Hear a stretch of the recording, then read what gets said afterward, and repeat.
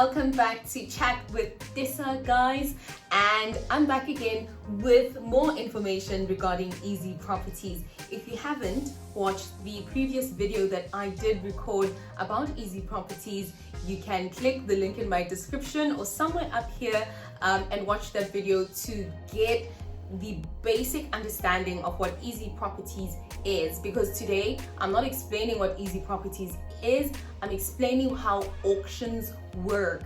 So on EasyProperties, quarterly they will have an auction.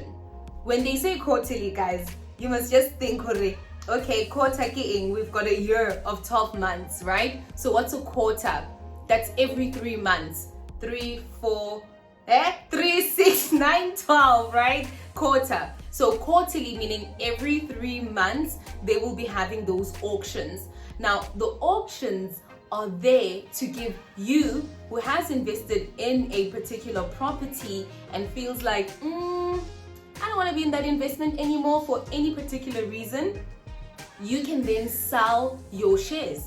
So remember, on Easy Equities, we sell anytime, as long as the market is open, which is the JSE, we can sell at any time. Now on EasyProperties, it doesn't work that way.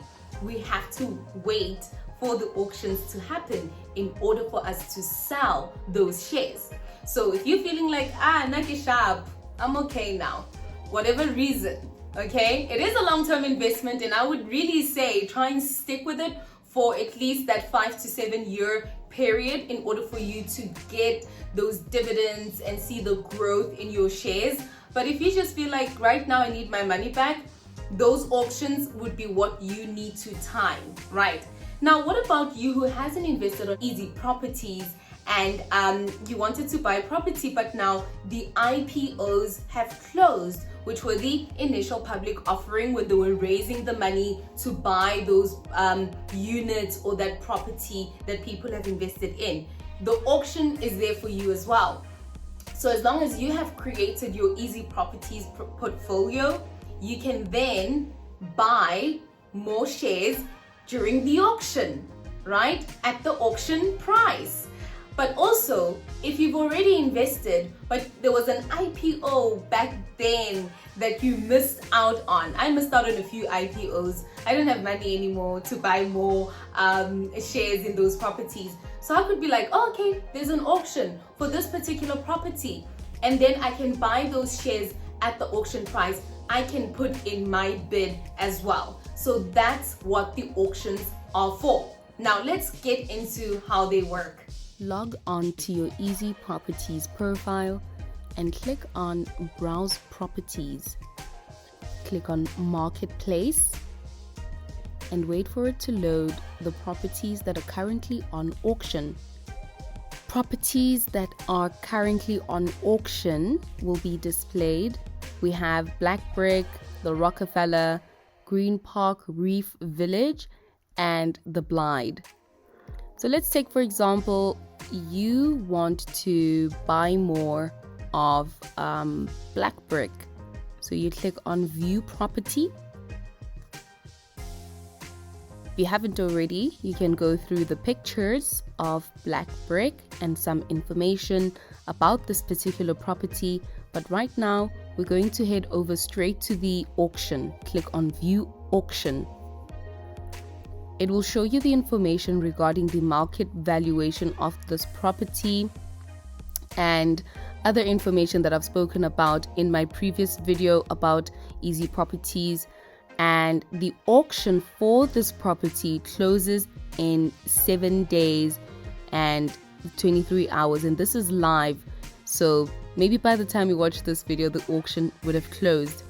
It closes on the 2nd of August 2021.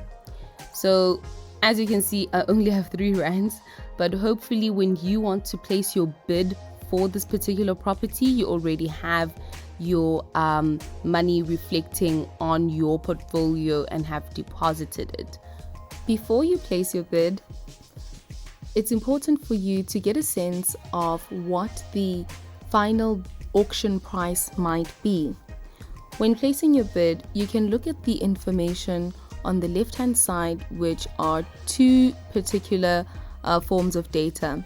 We have the graph here that shows us on the bid side, people that are placing bids, what are the prices that they're willing to settle on? And on the offer side, people that own the shares and want to sell them, how much are they willing to sell their shares for? Now, this price is set in cents. So try and convert the cents to rands. So if it's 100 cents, that's 1 rand, right? So the value that you're seeing here is in cents. Now, let's scroll down and see what the highlighted figure is. So it shows us that this light blue is the bid volume. So these are the people that are bidding for that particular amount. And the green is the offer volume, the people that are selling and offering up their shares for sale. And combined, that's the probable trade. And the gray side is the price, and the red or pink is the probable trade price. So you don't have to necessarily go with the probable trade price. Probable meaning that it might probably, most likely, end up being this amount during the final auction price when it's determined. So if your bid ended up being way lower than this probable price or final auction price when the auction closes, then your order to buy more shares will not be processed and you won't get any shares, right? And if you wanted to sell your shares and the price that you wanted to sell them for was way higher than the probable trade price, which is the pink amount, then you won't be able to sell your shares. And you can see that those that have bid for 107 cents and above, their amount has been bordered, or rather those people have a dark border around them, right? These are the number of people. And those that are selling their shares and are willing to sell for 107 cents or less, their amounts, or rather they also have a border around them. So these people also have a border around them, and they most likely will have their shares sold, and on the blue side most likely will have their bids completed and they'll be able to buy those shares. These people, not likely, because on the bid side they wanted the shares for a way less price, and on the selling side they wanted to sell their shares for a way higher price. So if you want to be part of the group of people that have a higher likelihood of having their bid processed or having their offer to sell processed, then use this figure as a guide on what you should place on your bid when you are placing your order right here, what you should set as the bid price, and it will show you all of that there. Now, the table below this graph also gives us an indication or explains further more or less what's happening with the shares on the sell side, the buy side, and so forth. So on the buy side, there were quite a number of shares, or rather people that were willing to buy shares at this price, and there's no one selling, right? At the end of the day, the auction is about selling shares. So we need there to be shares that are being sold, but also equally so, we need buyers, right? So at the top, it clearly indicates that the probable trade price is set at the highest probable trade volume, highlighted in the table below. So what's the probable trade volume? Let's look at the probable trade volume, which is the amount of shares that will be sold. This is the highest amount of shares that would be sold. So when we look at the buy side, which is the bid, and we look at the sell side, there's a very low difference between these two figures, which means that all these shares would definitely be sold to those that did bid. If we go lower, there are less people here buying and there are more people selling. Remember, supply and demand. This is an auction. We're selling shares and we need there to be people buying these shares, right? And the system that they've used essentially has calculated it at an average that states that most people are willing to buy or sell at 107 cents. So how you can use this graphical information is that it sort of gives you guidance that, okay, if I set my bid on a very high amount, there's a less likelihood that my order will be processed. And if I set my offer to sell at a very high amount as well, then that's also unlikely. So that's how you can use this information to sort of determine your bid price when placing your bid or placing your offer to sell. This auction is not working the same way as the auctions that we know, where we like the highest amount being offered is the one that we're going for. Not necessarily like that, because then that would make it greatly unfair. What is a bid and what is an offer? Remember guys, like when we used to watch TV, I think when I think bid, right, I think about, there was this ad, bid or buy, bid or buy, bid or buy, bid or buy, something like that. You think of an auction and you think about somebody like holding this thing up and saying they're selling it for X amount, and there's a crowd of people that are putting in their bids, going, hey, I'll buy it at this amount, I'll buy it at that amount, da da da da da da. And then the person that they sell it to is the person that was willing to buy it for the highest amount, right? So those people placed a bid. They stated what's the highest amount that they would be willing to pay for that particular item.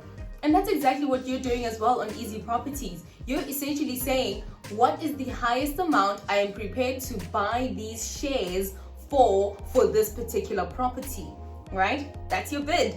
That's it. And an offer is, I hold these shares, I want to sell them. Now, what's the lowest amount I am willing to accept for my shares? Most shares on EasyProperties, we bought them at R1, right? So one share, R1, simple mathematics. Now, my share, when I sell it for R1, do I feel like it's worth R1? Maybe it is, because maybe nothing much has happened with the property. Maybe according to the evaluation that has been done, nothing has changed. So maybe I can sell it for R1. Or maybe I just want a little more than R1. Maybe I want R1 2 cents, R1 3 cents, or R1 10 cents, or whatever. That's the lowest amount I'm willing to accept. So you who is selling, you state the lowest amount you're willing to sell for, right? That's your offer. You who is bidding, that's the highest amount that you are prepared to buy those shares for, right? So can you make money from buying and selling your shares during the auction? Yes, you can.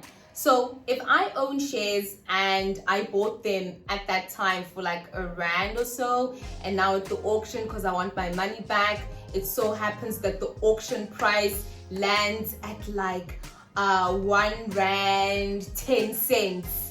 And now that means I've made like 10 cents on each share, and maybe I had, I don't know, 2,000 shares. I would have made money, right? But maybe I would have made an amount that is not necessarily equivalent or higher than the amount I would have made if I stayed in the investment for that long-term period of 5 to 7 years, right? So yes, you can make money, but try and stay in the investment for the investment period. And also, if you buy more shares, right? Or you're on the bid side and you want to buy more shares, maybe you could get them at a discounted price. Maybe the final auction price might be low and you got a bit of a discount. So yes, money can be made. We're yet to see if money can be lost. it all depends. I don't know. So now you've placed your bid and you find that you bid for a higher amount than the final auction price, right? So if that happens, you will still be able to buy shares for that auction price, which is less if there are shares that are available.